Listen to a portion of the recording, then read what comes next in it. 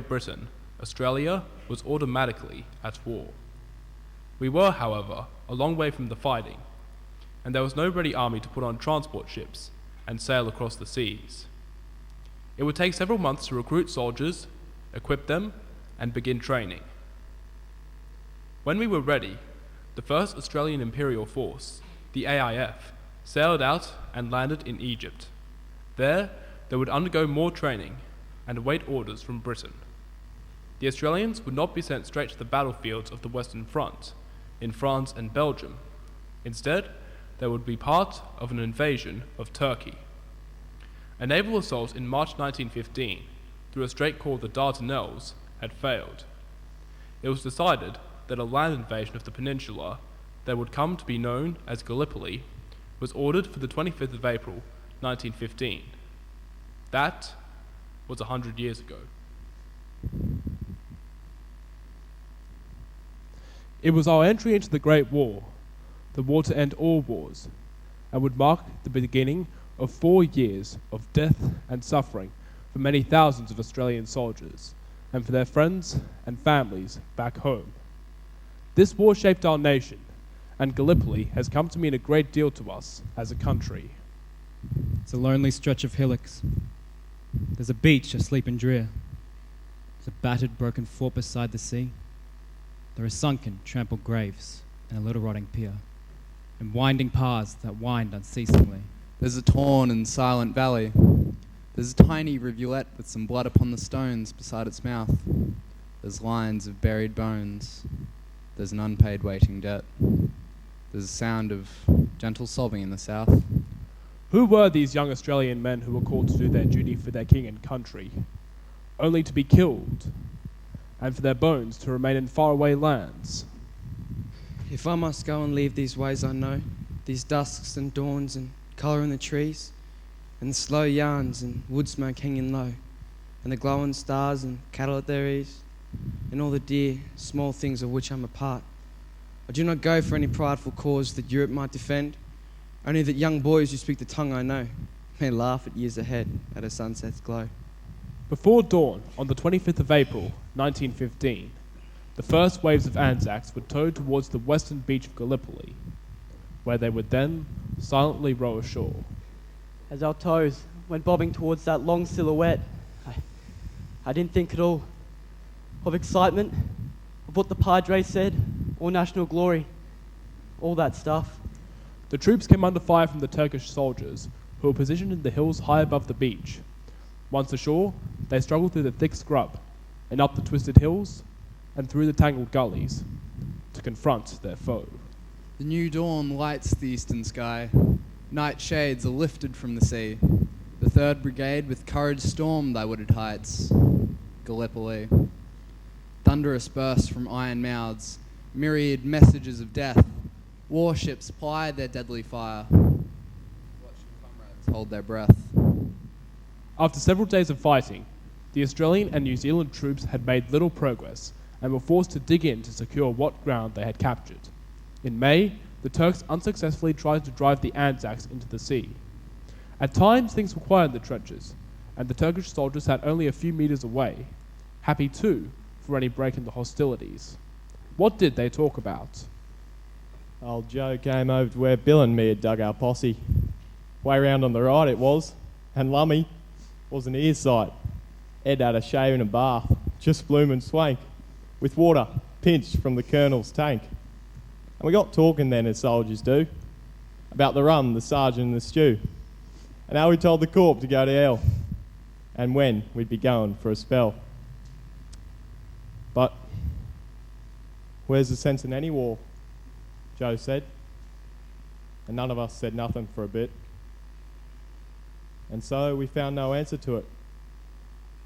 Yet maybe we got as near as any get when we sat talking, Joe and Bill and me, one Sunday morning on Gallipoli. Thoughts drifted back to Australia, and a few lines were scribbled by homesick sons to their mothers. It was real beautiful this morning, Mum. It's spring here, you know, and there's flowers all out in the sun, and there's birds are singing. And Jacko isn't sniping much, but maybe he's tired out. Mum, well, anyway, It's real nice today, so you could almost forget us landing at Anzac. Well, that's what we call it. And all that blood colouring in the water of the bay. The boys are doing a good job here all round. Please send tobacco and tomato sauce. Your loving son, Douglas. P.S. I hope you get this letter. Death was always threatening. That just reminds me of a yarn, he said. Everybody turned to hear his tale. He had 1,000 yards inside his head. We waited for him, ready with our mirth and creeping smiles, and suddenly turned pale, grew still, and gazed upon the earth. We heard no tale. No further word was said. And with his untold fun, half leaning on his gun, we left him, dead. And what did these young boys and men think of? Some as young as 16, when they lay dying. Laurie fell down and died. Remembering the gravel roads and the 2 peppercorn trees by the back veranda, and Mum calling him in for scones and tea or lemon barley water, then pressing on to Hogan's pub after the footy. And then back home to Mum. For those who lived, every moment they were on the edge, as they sat out the night, not knowing what perils awaited them in the darkness. This is indeed a false night.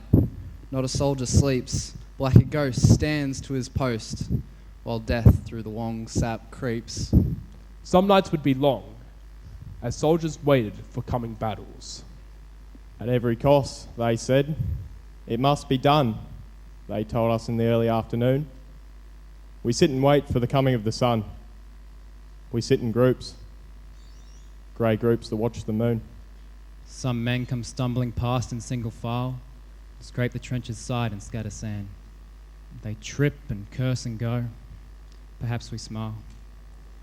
We wait the dawn. The dawn is close at hand.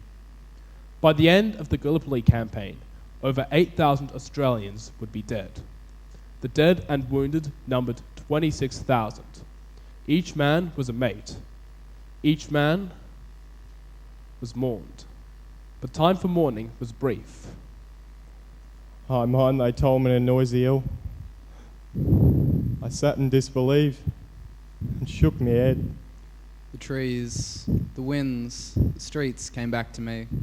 The laughter of his eyes, his home afar. His dreams, his jest, his moods of wistfulness, the quaintness of his speech, his favourite song. The man we knew so long, to die, be dead, not move. And this was he. For the British Army, that included the Anzac troops, the Turkish army and the Turkish terrain could not be defeated. So in December 1915, 8 months after the landing, the invading force evacuated, leaving behind their dead. The guns were silent, and the silent hills that bowed their grasses to a gentle breeze. These long-forgotten dead with sunken graves, their only mourners are the moaning waves, their only minstrels are the singing trees. I watched the place where they had scaled the height whereon they bled so bitterly.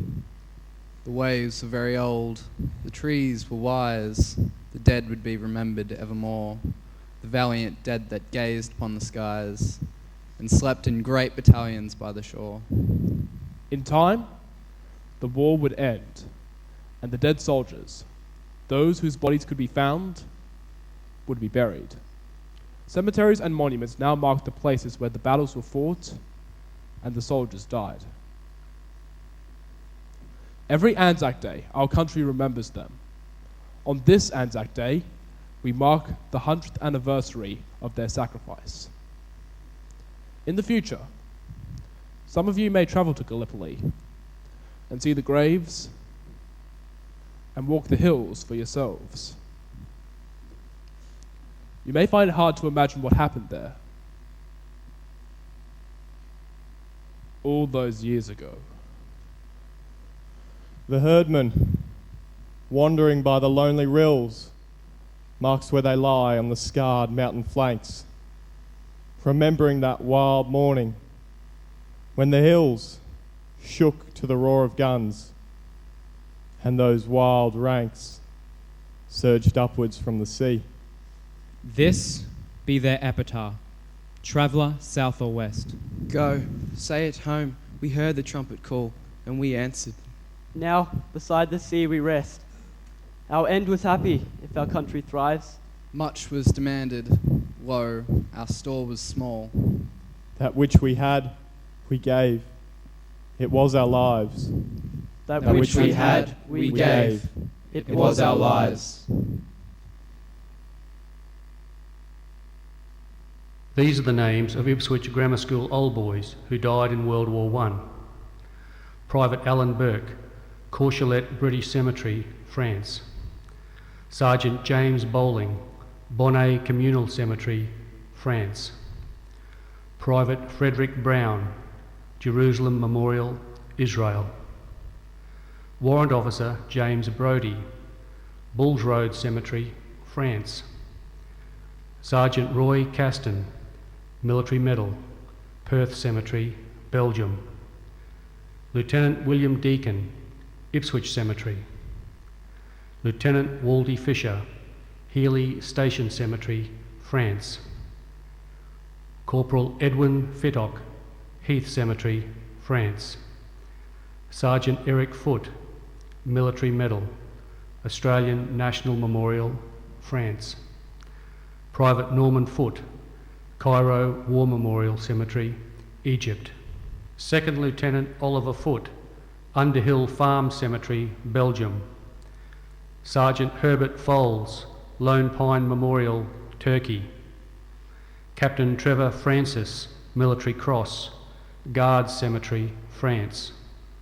Private Cecil Germain, Jerusalem War Memorial Cemetery, Israel. Captain Norman Gibbons, Celly-sur-la-Lys, France. Captain William Handley, Jerusalem War Memorial Cemetery, Israel. Lieutenant James Hogg, Trois-Aubry Cemetery, France. Sapper James Lindsay, Courtney's and Steele's Post Cemetery, Turkey. Private Ashley Lord, Lone Pine Memorial, Turkey. Private William McAllister, Shrapnel Valley Cemetery, Turkey. Lance Corporal Edgar Makepeace, Menengate Memorial, Belgium. Private Colville Muir, Australian National Memorial, France. Private Ralph Paul, Jean-Court Communal Cemetery, France. Lieutenant Harold Pettigrew, Regina Trench Cemetery, France. Sergeant Noel Ridgway, Menengate Memorial, Belgium. Captain Chaplain Edward Sides, Kensal Green Cemetery, UK. Lieutenant Cyril Ward, Military Cross, Dernicourt Communal Cemetery, France. Second Lieutenant Leslie Ward, Wallencourt British Cemetery, France. Captain Arthur Warren, Rue des Bois Military Cemetery, France. Private Charles Whirl, Menengate Memorial, Belgium. Private Alan Winks, Australian National Memorial, France. Private Ormond Wilson, Guards Cemetery, France. Lieutenant George Wood, Oedipals Military Cemetery, France. Private Charles Woodward, Australian National Memorial, France. Private Henry Riggles, Site Bongine Military Cemetery, France. Lieutenant Hamilton Yaldwin, Toowong General Cemetery, Brisbane. And Corporal William Young, B Court Military Cemetery, France.